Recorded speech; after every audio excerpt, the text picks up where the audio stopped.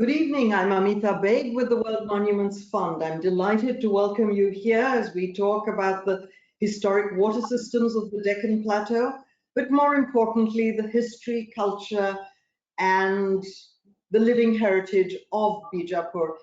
The historic water system of Bijapur was listed in the 2020 watch, along with a site in a water system in Daulatabad. This is in recognition of the enormous push in India and worldwide to restore, conserve, and bring back our traditional systems of water management and water harvesting, be they step wells in Rajasthan or these extraordinary systems here. What makes the Deccan Sultanate amazing is the introduction of canal. The Persian system, as Rana will later explain in the history of Bijapur, that they owed their allegiance to the Persian kings, which is why they didn't really, weren't really on par with the Mughals. But they brought qanats to India. The extant ones today are in Burhanpur, Bidar, and Bijapur. I think possibly the best preserved at the moment are in Bidar and a little section in Burhanpur. In Bijapur, this is really a network of channels which goes through the city. There are vents from where you can access the water, and then it opens into a Bauri. The Bauri is really the water source for the city. And there are a series of Bauris. The Taj Bauri, which is where we're going to work, is at one end of the water system, and the Saurang Bauri at the other. Bijapur Fort is an enormous fort and fortification, and it's built absolutely on flat land. So watershed management in the time of the sultans was a vital thing, as was the management of this underwater resource.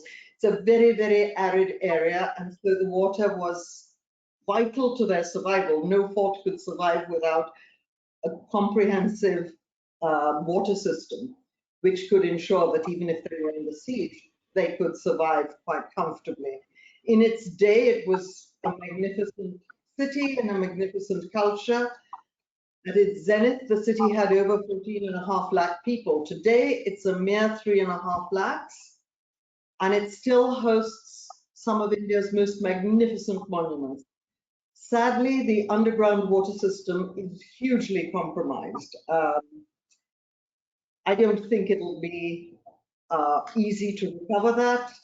It's not just garbage, it's human waste as well. So that's a very difficult issue. But the Bauris certainly can be brought back and can become a major central feature for the city, for the citizens, and for its users. Taj Bauri was particularly special because when we went to visit it, we had heard it had been cleaned about 2 or 3 years earlier. And the silt and the muck had been taken out. But previously, the Ganesh Visarjan used to take place there, which was the immersion of the Ganesh idol. And this is a site which is owned by the Bijapur Waqf.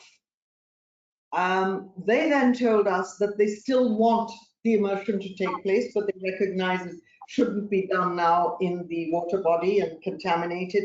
So part of our conservation project, which is to restore the Bauri itself, its steps, as well as the sarai and the hammam, will be to provide an area where this can take place. And this is the jewel and the beacon of the syncretic culture of Bijapur. It's a fascinating place. It's perhaps not as rich and robust as it was 400 years ago, but nonetheless, it is an amazing place. It is my pleasure and privilege to introduce Rana Safvi today. She is a great believer and a passionate believer in India's Ganga Jamuni Tehzeeb, which is our way of saying our great syncretic culture, which is the mixture of many cultures which merge into one which define who we are today. She has documented this through her writings, podcasts, and videos. She travels the country. She lives and breathes every monument she goes to. I watch her as she crisscrosses India, and she's deeply immersed. in the promotion, in understanding and nuancing how these different cultures have affected each other. She has an amazing social media platform. It's got over 20,000 members. She's published 7 books on the culture, history, and monuments of India. These are tales from the Quran and the Hadith, the Delhi trilogy, where stones, the forgotten cities of Delhi, Shah Jahan, Living City.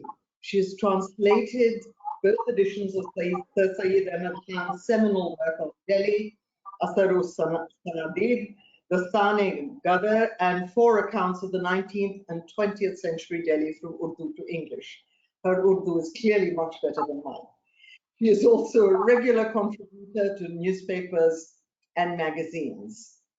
She really is a cultural and literary icon of India today. Most recently, and I will end with this and let her talk to you about her work. She has just 3 days ago been awarded the Yamin Hazarika Woman of Substance Award 2020 for her contribution to the syncretic culture of India. Rana, we're honored to have you with us, and it's over to you. Thank you so much, Amita, for inviting me. It's an honor for me to be here in front of the people who are associated with the World Monument Fund, an organization which is doing such wonderful work. And thank you for that very, very generous introduction.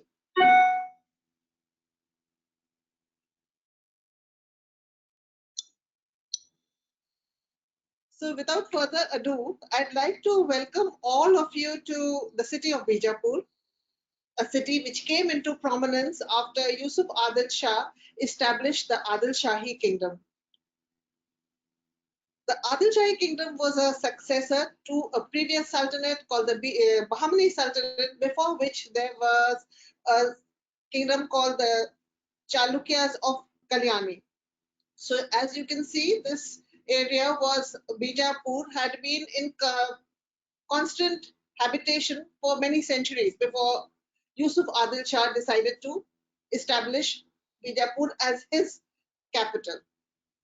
Under the Adil Shahi Sultans, the Bijapur kingdom became a most powerful and magnificent capital, second only to the Mughal Empire, which eventually became its nemesis and annexed it in 1686. The city became a vibrant center of art, architecture, literature, and Sufism under the Adil Shahi Sultans. Interestingly, the Deccan kingdoms were better connected with the Middle East, Central Asia, and Persia than the Delhi Sultanate or even the Mughals were. For a large part of its existence, these relations acted as a counter to Delhi's influence, and Bijapur attracted scholars, artists, poets, and saints from Persia as well as Turkey, from the kingdoms of the Safavids as well as the Ottomans. People came from all over and brought with them a medley of languages, beliefs, and arts. Today, it is a bustling town which attracts many tourists and its architectural treasures, but they need a lot of love and a lot of care. Please join me as I take you through a city that once was and see it through the eyes of the sultans who made it so.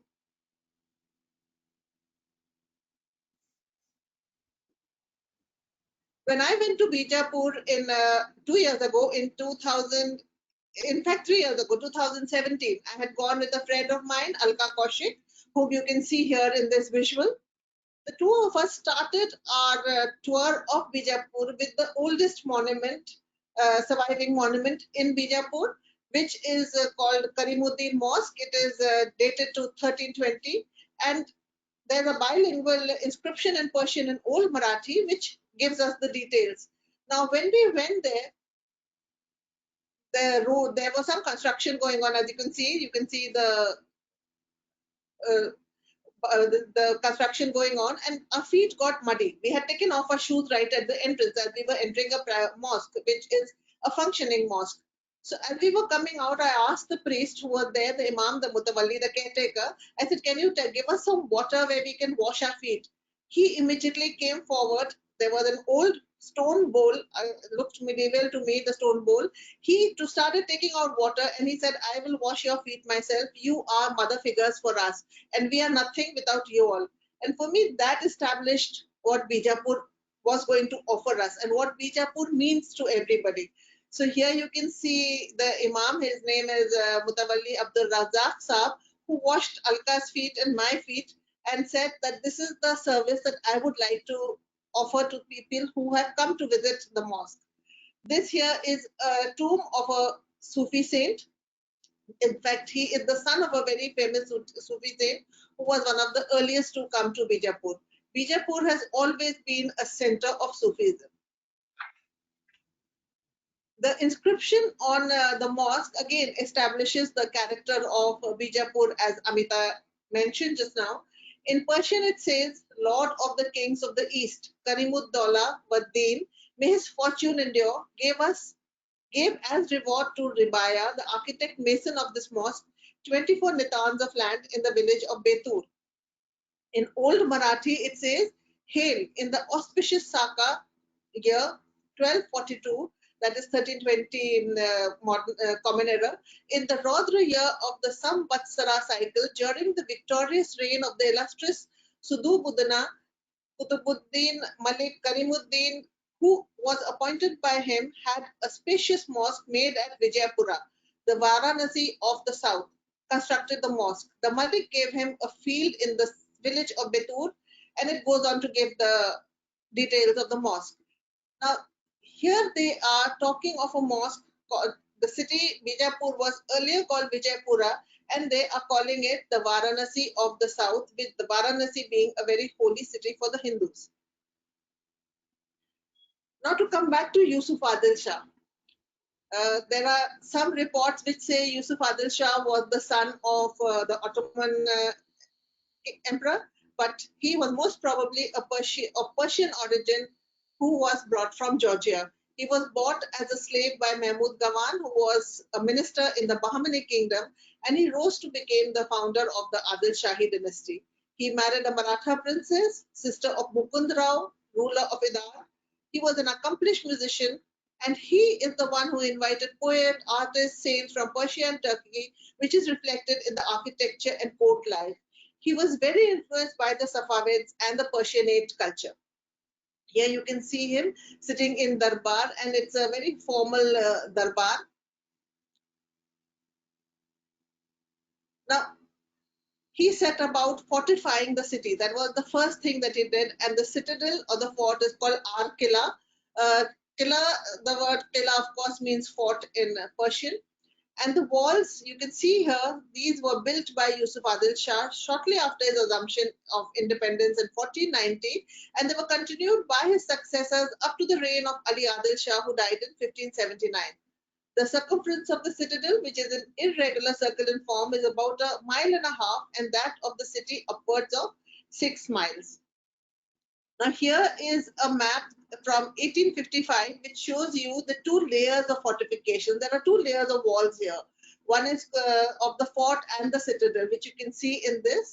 It is from the Gazetteer of the Bombay Presidency, 1896, and it was made by James Campbell in 1855. Now these walls had bastions at frequent levels, frequent intervals, and all these the main bastions had cannons mounted on them for defense.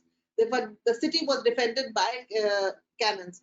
And out of them, the most famous is the Malike Maidan Top, or the king of the battlefield. And this, as you can see here, it's a tiger's mouth, which is got a crocodile in its jaws. Now, this records also the history of the city, because this was cast in 1549 in Ahmednagar. Now, between Ahmednagar, the kingdom of Ahmednagar, the Nizam Shahis of Ahmednagar, and the Adil Shahis of Bijapur had a running rivalry. They would sometimes get together, they would sometimes fight with each other. And this cannon was used when they both got together to fight another kingdom called the Vijayanagar kingdom in the Battle of Talikota. And this cannon was of great use there. Later on, now they again were opposed to each other, and the cannon was seized by the Adil Shahis and brought to Bijapur. It is mounted there on a bastion called the Sherza Burj, and this was used by when Aurangzeb, the Mughal emperor, attacked Bijapur. It was used against him, and later on, Aurangzeb has got an inscription on it.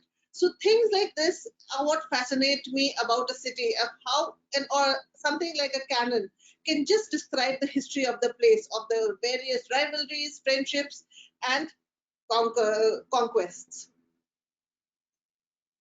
Now, another thing which fascinates me are the tombs. The tomb of the ruler or the tomb of the saints, the tombs of the ordinary people give you a sense of the history of the place. Now, the first three sultans or sultans of the Adil Shahi dynasty are buried in a place called Gogi in Yadgir in the compound of a Sufi saint, the shrine. The Sufi saint Chanda Hussain was very popular there, and Yusuf Adil Shah was one of his disciples. And here you can see this is a very simple tomb.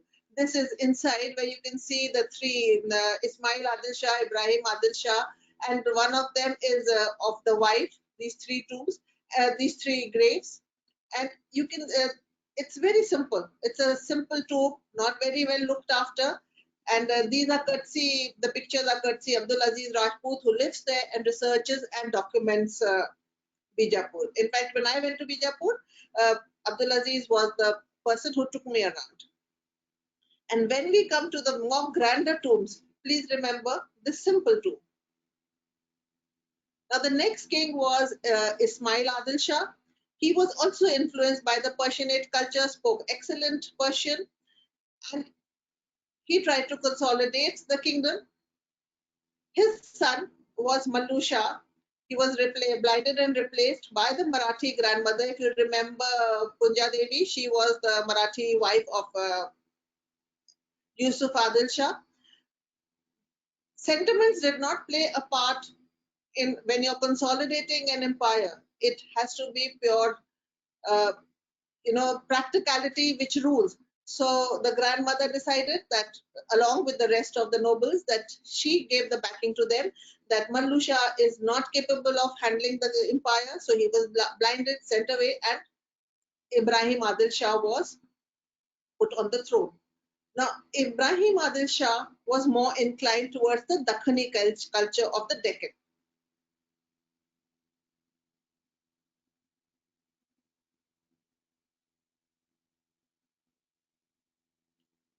Ali Adil Shah,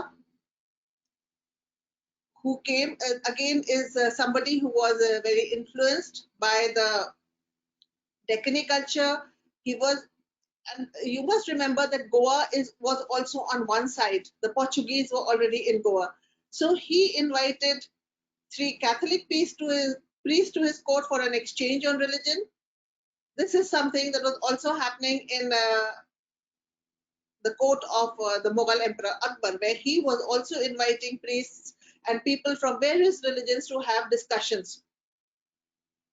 Ali Adil Shah also patronized Fatullah Shirazi, a scholar and mechanical engineer who invented some ingenious artillery pieces before he was enticed away and lured away by the Mughals.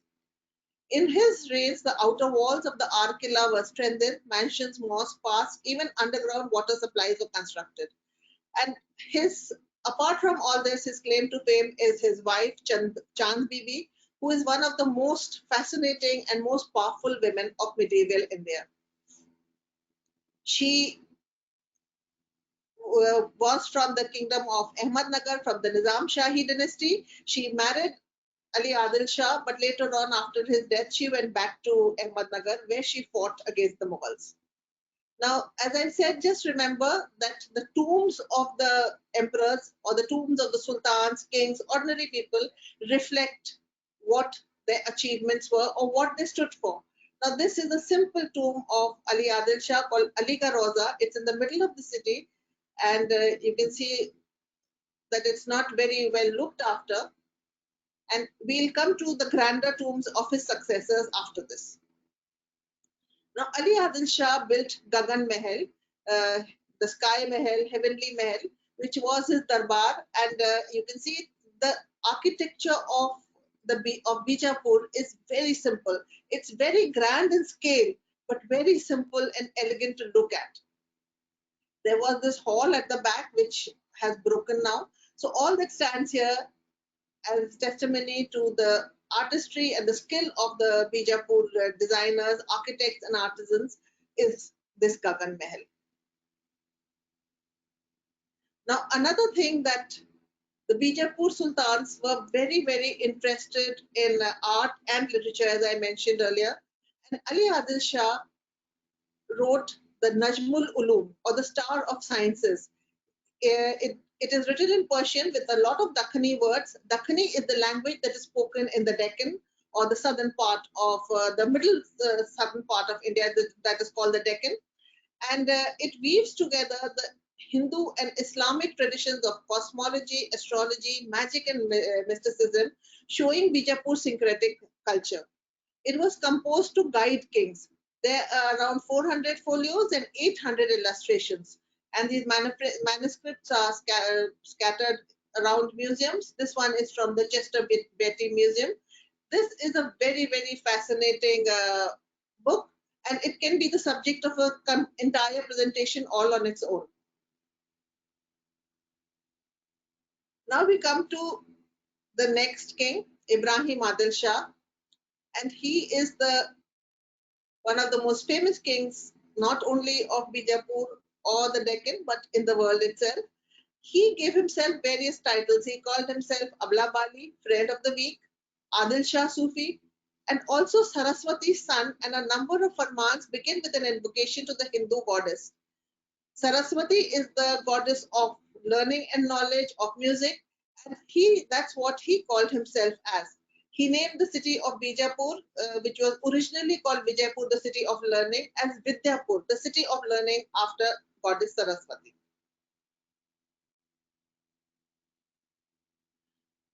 Now, amongst the various things that were built, one is the Jama Masjid.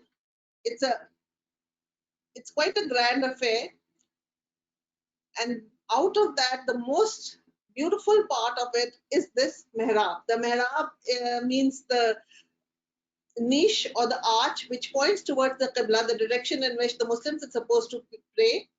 And it has many, many verses of the Quran written on it.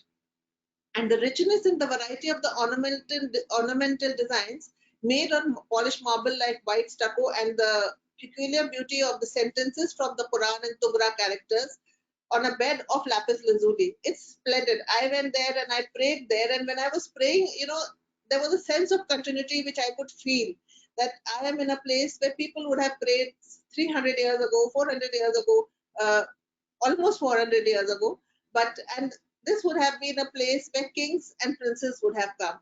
So there was a great sense of heritage, of preservation, conservation, and continuity for me when I went there.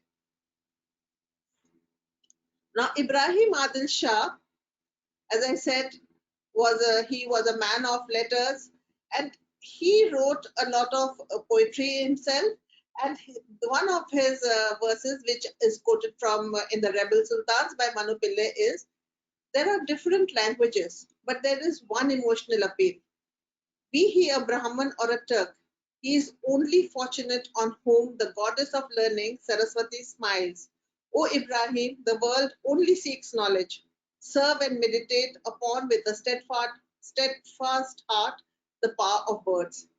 And it is no surprise then that it was under his reign or under his rule that the maximum number of Sufi saints came to Bijapur. He also wrote a book called the Kitab-e-Nauras, 59 devotional songs and 17 couplets in Dakhani. I am reading a verse from it, which there is a translation. Bhaka nyari nyari bhav ek, kaha turuk, kaha Brahman, Nora sur juga jyoti ani saruguni, Yusat Saraswati Mata, Ibrahim par sada bhai duni. So many different languages, one feeling, who's Muslim, who's Brahman. Nora's, its graceful music will light up the ages. Mother Saraswati, shower your grace on Ibrahim always. Now this is the invocation with which the book starts. Kitab-e-Nauras. This translation is by renowned poet Ranjit Hoskute, and the image is from Chester Beatty Museum. And this is one of my favorite images. It's of a yogini with a maya, with a mena, and it's painted in Bijapur. Now, Ibrahim Adil Shah is said to have been struck by leprosy, and astrologer told him that if he gave a large sum of money to the first person he saw, which would be a charitable act, he'd be cured. The first person that the Sultan saw was a sweeper, and he gave it to him. And that sweeper made a mosque, which is called the Mehtar Mahal. What you see outside is the entrance. Inside the mosque is very simple. It's a very, very small single aisle mosque, barely enough for about 50-60 people at present to pray in, but the entrance to it is extremely elegant. On this are carved swans and these two minarets on the side, and over here, as you can see, these brackets, and on these brackets are beautiful carvings. Main amongst them is the fig motif is of swans.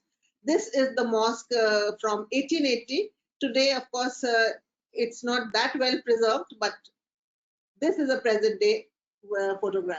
This I took when I went there, and because there is absolutely no distance between it and the other side of construction that have been made, I couldn't get a proper photograph as Mr. Dewar did in 1860.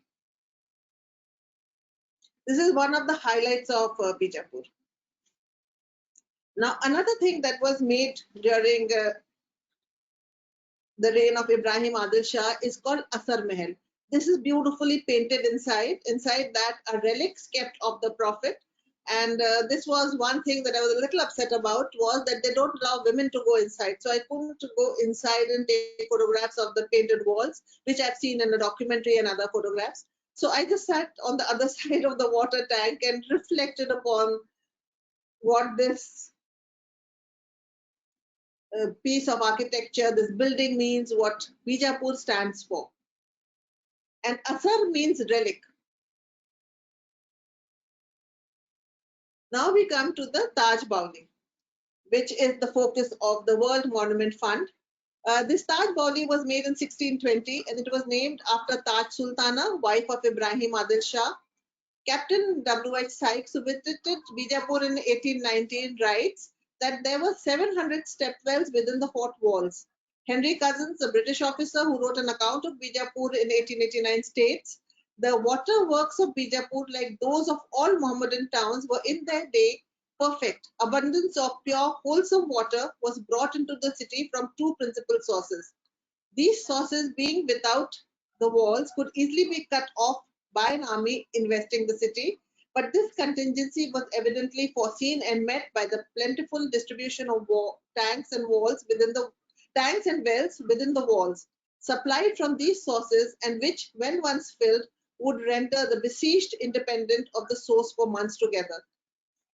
Now there is an inscription on this which says that the humble slave Malik Sandal constructed at his expense the building of the Taj Bauli for the service of religious mendicants, as a hammam for bathing and as a resting place for the people of Allah, and bequeathed it to the service of Allah. Whoever seeks possession of it or damages it, may his wife and mother ride a donkey and may be overtaken by eternal curse. So I'm sure whoever's looking after it will have hundreds and thousands of blessings also.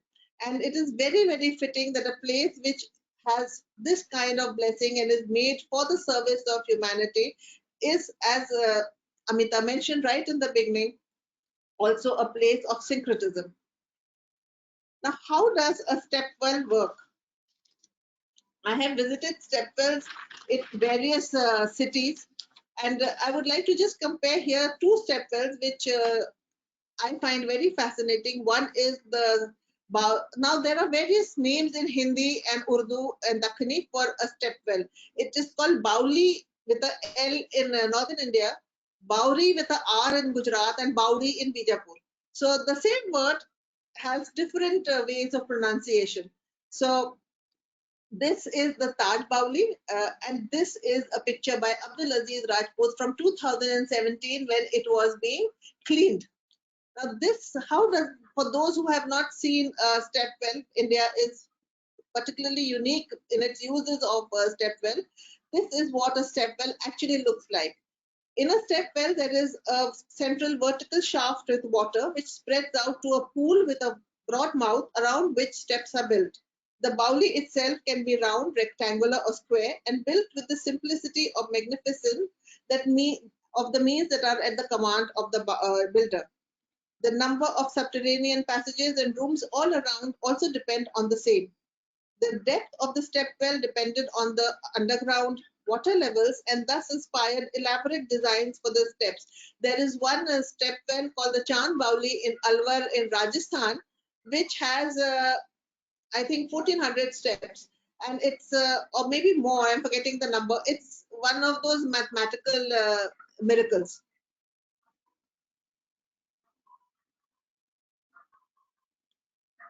You can see here that this is the well, and this is this well in Hazrat Nizamuddin. This is when the water is filled, is used by the children for diving in, and it's also a place for recreation, for diving. It's said to have, the water is said to have miraculous powers and blessed by the saints themselves. So the barakat or the blessings of the saint carry on not only to the shrine but also to anything associated with them. So a Bauli is therefore becomes blessed by the miracles of the saint. In Bijapur, the Adil Shahis had built a system known as Kanat or Kurays to bring water to the citadel.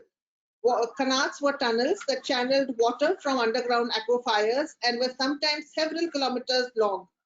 Dr. Imaratwade writes in his book Bijapur Waterworks with special reference to Taj Bauli. The Adil Shahis applied their scientific knowledge and converted Bijapur, a dry place known for scarcity of water, into a verdant, flourishing, and prosperous region by making ample provision of water. Reviving these tanks will not only preserve a valuable and architectural heritage, but will also solve the problem of water scarcity in Bijapur. Now, with the introduction of piped water, these Baulis fell into disuse. And this was in some way disservice, because Baulis were not only places which provided water to the people of the city, but they were also places where people came and met. They were an equivalent of today's club. I sometimes call it, the Facebook page where people could hang around and they could talk to each other. They would fill water, they would use it for cooking, washing, and it would be a place where they could meet and talk to each other. Now, with the coming of piped water, these kind of common places where social interaction took place between various sections and classes, ended. And that is something which is very, very sad, because now we hardly go out of our house. At least in the medieval era, right up till the end of the 19th century, beginning of the 20th, these water bodies brought people together. Now, as I said, the tomb of a sultan or a king reflects his grandeur. Here, the Ibrahim Rauza reflects the grandeur of the king Ibrahim Adil Shah himself. It's often called the Taj Mahal of the Deccan, but I prefer to call it the Ibrahim Rauza itself, because each monument is unique in its own identity and doesn't need to be compared to anything else. Now, this is the mosque and this is the tomb. And as you can see beautifully, the stucco work here is done very beautifully. And as in all the monuments in Bijapur, which I'll show you in greater detail when I come to the Gol Gumbaz, the domes come out of lotus petals. Lotus again is something which is very revered in the Hindu religion. Now, calligraphy was again a part of, just like, as I said, they integrated the architecture of the south, the Deccan, and along with some Persian architecture, the prevailing architecture of India at that time. And we come together. There's a beautiful marriage between the different styles. Calligraphy in Islamic architecture is used in place of any statues or any visual depiction of humans or animals, since that is forbidden in Islam. And so beautiful calligraphy was done on the monuments. Now, unfortunately, this has broken down, and I just wanted to show this.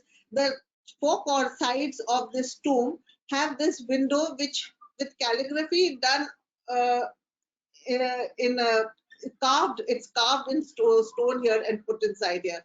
Then here you have on the stone itself. It's beautifully done.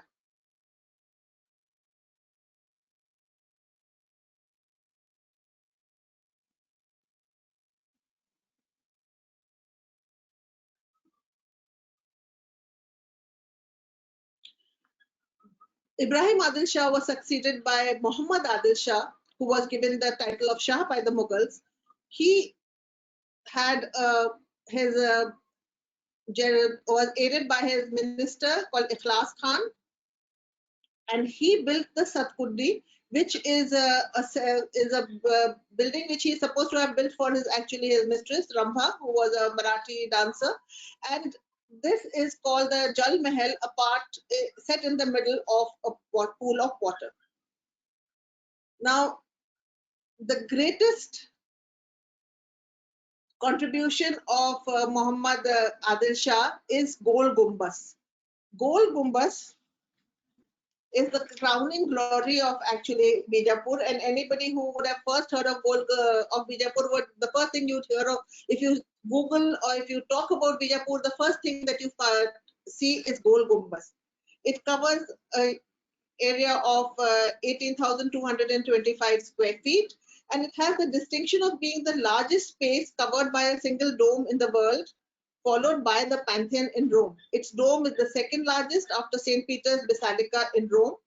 And as Percy Brown writes in his book Indian Architecture, whether one stands thrilled before its noble mass or humbled under the vast void of its vaulted roof, one cannot fail to be impressed by the gifted imagination which conceived this great monument, and to marvel at the supreme genius which enabled it to be so splendidly realized. And that is exactly what you feel when you go in. You can see the size of the people. Now, these are humans, and you can see their size, and you can understand the grandeur of this mosque, of this mausoleum. The dome, and the beauty of this dome is that it's actually very, very simple outside. As I said, that's a characteristic of Bijapur architecture, the simplicity of the surface. And once you go inside, there is a area which has a wooden panel, and inside that are the graves. And then I climbed up these windows. There are steps inside this. I climbed up all the way here to come to this place. And this is another feature of this place called the Whispering Gallery. It is formed around the base of the dome. And it's an 11 feet wide gallery where sound is multiplied.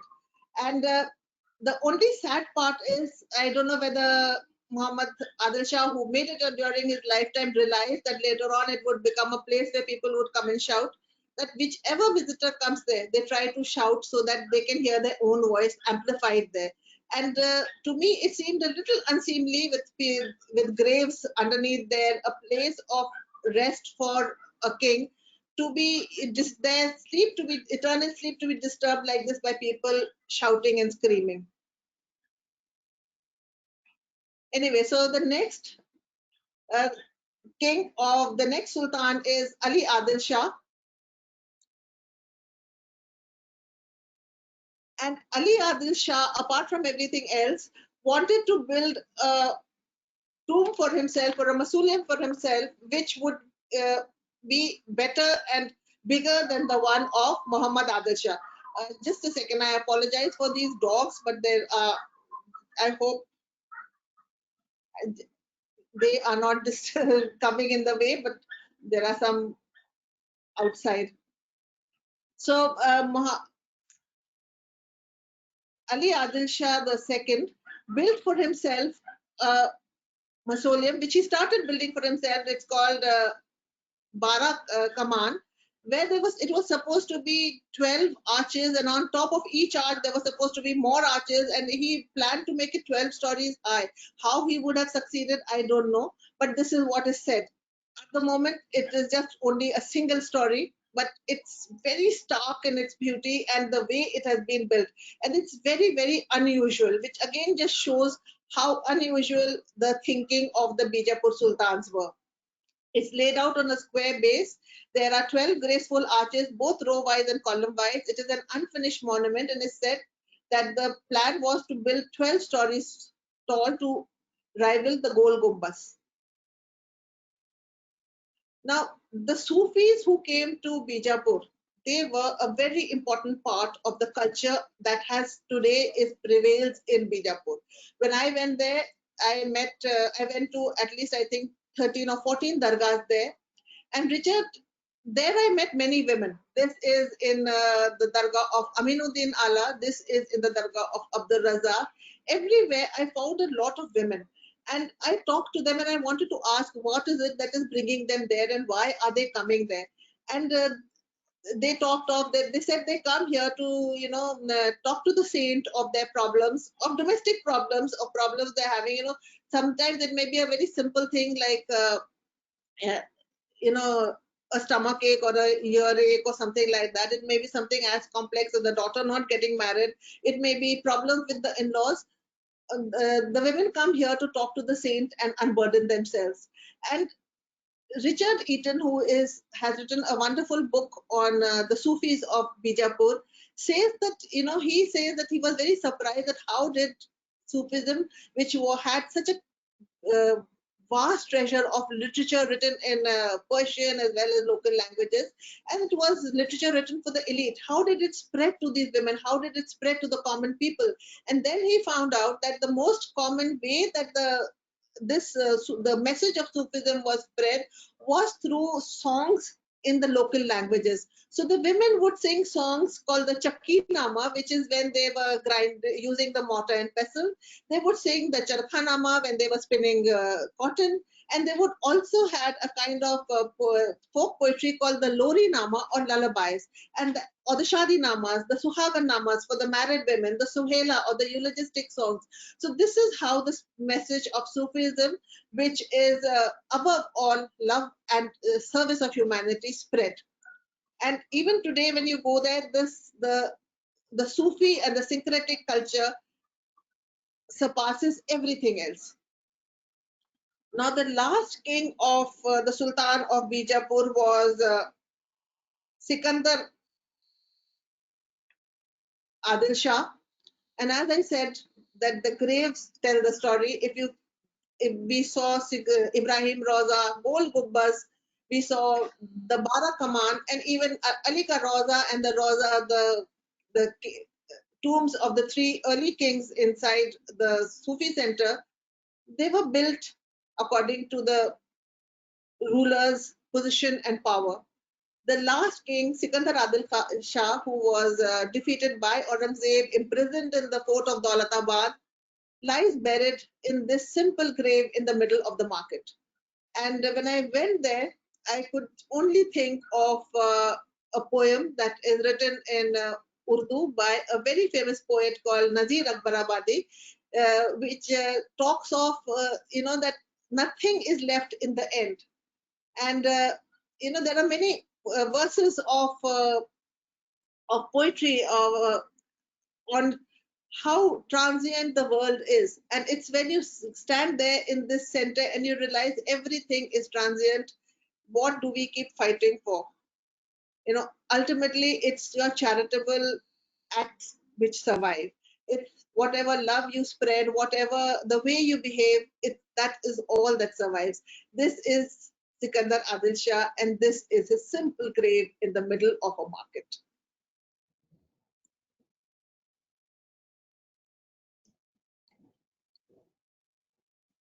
Thank you so much, Rana. That was really, really fascinating. I mean, clearly we have so much to learn in Bijapur. We have really to immerse ourselves very deeply in its history and its culture. And I know you must be exhausted, but I'm going to ask you about the what is now popularly in English terms called the Whispering Gallery around the interior of the Gol Gumbaz. I would like to suggest to you that it was possibly for prayers. There would have been round-the-clock prayers in the mausoleum in its day. And maybe that's what happened up there, and the prayers would then duplicate and replicate and echo, and there would be an immersive experience. I think that's what it would be. And I think you're completely right. When I came back, it was the first thing I said to my colleague. I said, my gosh, the noise, you are sitting in this absolutely sublime, serene, austere interior. The noise, we don't, as a public, we have no respect for place and space. And I hope that, I think one of the things we need to do is really work at developing Bijapur, Gulbarga, Bidar as a destination. There's, for people who don't know, it's very difficult to navigate your way through the city to understand how much there is. There's a huge amount that's still there that you can feel, and it's just got a lot going, and very, very, very immersive. It's got to be. I'm going to now ask you questions which have come up. The first question is, what work is WMF going to do in Bijapur? Well, we are going to restore the Taj Bauri. I think the stone walls, the whole space needs a lot of restoration so that it becomes, as it was, a fairly sublime place to go to. I'd love to be able to look at the restoration of the Hammam, of there's a sarai there, and hopefully create a tank for the Ganesh Visarjan. I think that would be a priority. We are in discussion with the Waqf and with the local authorities and the local MLA. And so, yes, we're very excited about starting work there. The other question, Rana, now this is for you, is how do the gardens, orchards of these monuments, how were they sustained by the rulers, since it is an arid, semi-arid landscape? So I think that is, first of all, what we see today are later day additions. These kind of manicured lawns were not there. There would have been trees and bushes and fruit and flowering plants, fruit trees and flowering plants. And the water systems, as I already talked, Taj Bauli isn't the only Bauli there. There are other, there is the Chand Bauli, there is another one there. So they would have made these water systems there, and that is how water would have been going to these various places. Because inside the citadel, as I read out to you a piece by Cousins, he said that this city was self-sufficient as far as water was concerned because the Adil Shahi rulers laid a lot of water systems. So the water systems would have taken into account not only the needs of the humans, but also the needs of the gardens. There's a question here, Rana, which is a little more complicated. It was referred that post the usage of the Qanat system, the Bauris fell into disuse. How did the Bauris work before the Qanat was implemented? I would say they were done together. What do you think? I think so too. Yeah. So the network is that the Qanats feed into the Bauris, and the Bauris are where the water storage, Rana explained in her talk, is where the water storage took place so that the Qilla could be secure if the fort was ever under siege. So these Bauris are enormous in size, and they're served as water storage. Would that be correct? I believe you are going to be restoring the Qanats, isn't it? No, okay. Sadly, the Qanats are running with sewage now, and they are almost, you know, we met the local government officials. They have a World Bank program, and I think that's a much larger program than we could look at because there has to be an alternate sewage system and waste management. It's got to be an integrated waste management for the city before the Qanats can be restored. So let me get you some more. Can you elaborate a little more on the use of water, Rana? On the use of water of the Bauli? Of the city, of the entire system. See, the Baulis, as I explained, these were step wells, and around them, they normally, in most of the Baulis, you will find that there are rooms built on the sides, and people come here. The water was used for bathing, for washing, for cooking, for carrying away, and as I said, generally just talking and even swimming, cooling. It was a cool place in the summers, and the sunlight in the winters would be there. So they would come there and use it. And this water, these baulis were interconnected. I'm not talking just about Bijapur. Say in a city like Delhi, all the baulis in a particular area were interconnected through underground streams. So they would have outlets in various places. In a place like Delhi, the water from Mehroli went all the way to Tughlakabad, where it formed a lake. And the tomb of Ghiyasuddin Tughlaq was in the middle of a lake, which was fed from water by the Shamsi Talab in Mehroli. Now, as I said, once piped water came, people stopped using these baulis. The passages, the underground water channels, all these were choked, and so they fell into disuse. Something which I think we should all look into very seriously, because water is a very precious resource and we are going to see a shortage in future years. The next question is, the buildings look so elaborate, it seems they could not have been constructed during the reigns of the various Shahs. How long did it take to construct them on average? For example, the Gol Gumbaz. That is something actually I have never looked at. How long did it take? I know that it took 20 years to build the Taj Mahal, 12 years actually. So I would say at least 6 to 10 years. And most of these, the tombs that I talked about were built by the sultans themselves in their own lifetime.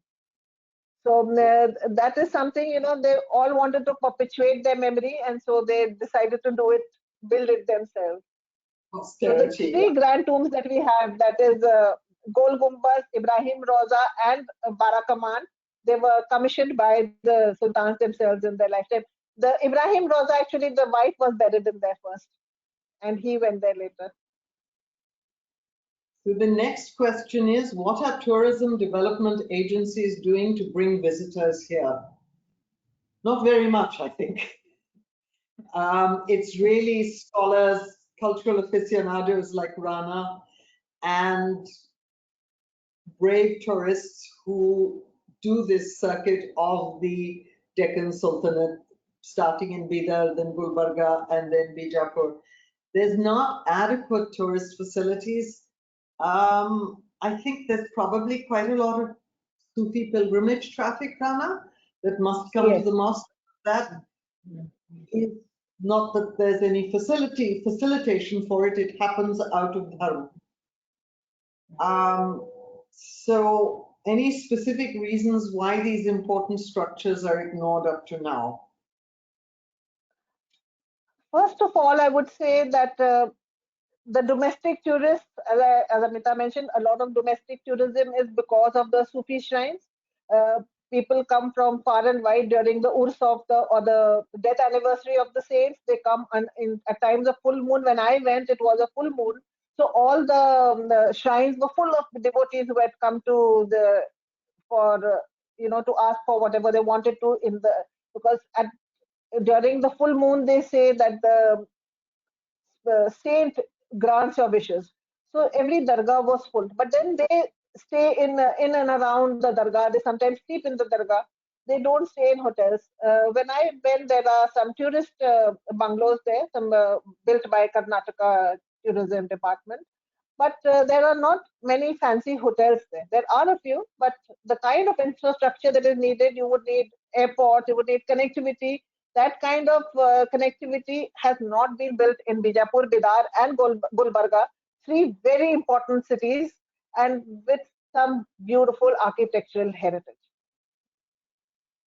And we should look into it. Also, a lot of tourists, they do the Golden Triangle, that is Agra, Delhi, Jaipur. They go to Kerala, they go to Goa, they'll go to maybe Hyderabad and Hampi, but Bijapur is not on everybody's radar, which is a pity. Yeah, I think so. I agree with you. And now is a tricky question. Are all the historic monuments of Bijapur under the care of the Archaeological Survey of India? or do they belong to private entities? I would say the bulk of the monuments are protected by the ASI. The Taj Bauri has been denotified and is protected by the Waqf.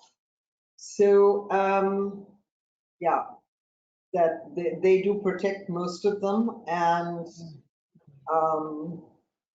I think there's now an effort. I was very aware when I went of an effort by the state government to vacate a portion of the fort in which the local government had an office, and they were going to move out. So I think there is an effort and a much greater awareness of the need to protect. The 10th, the next question is, what was the source of water for the wells in the 18th century, and how about today? The underground sources. Well, source of water for the wells. That would be underground reservoirs. The canals, yes. The canals. The canals. And there was also just outside Bijapur a huge water catchment area, which is completely dry. And I think at that point there must have been some effort, because there was a garden attached, there's an enormous dam, and there would be a much larger water catchment, but that is severely compromised.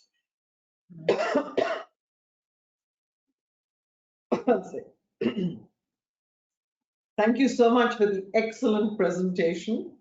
Can the Bauris be more than a conserved monument in today's context? With the development and urban design of cities today, is it possible to integrate them with the city beyond historic sites, but perhaps for educational, for students of architecture, history, design, etc.?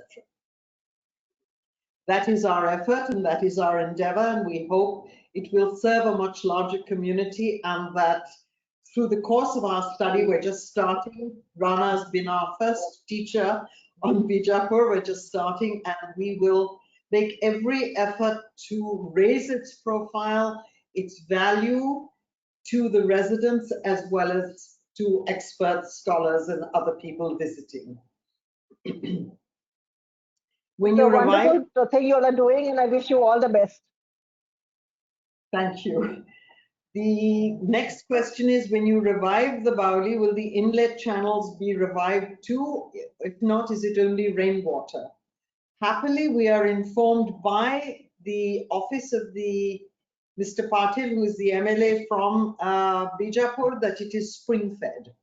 So as we work towards this, we are going to do all these investigations so that we can ensure that the water is maintained at an optimum level of usability for the community.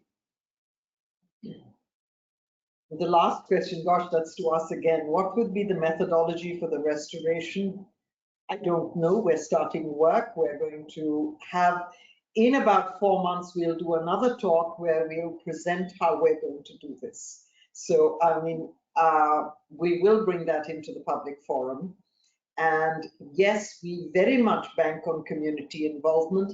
The nomination of the historic water systems of Bijapur was made by 2 or 3 members of the local community who are historians, they're aficionados, they love the culture and they serve its culture, and we will work very closely with them to ensure that whatever we do addresses community needs and is embedded in the community.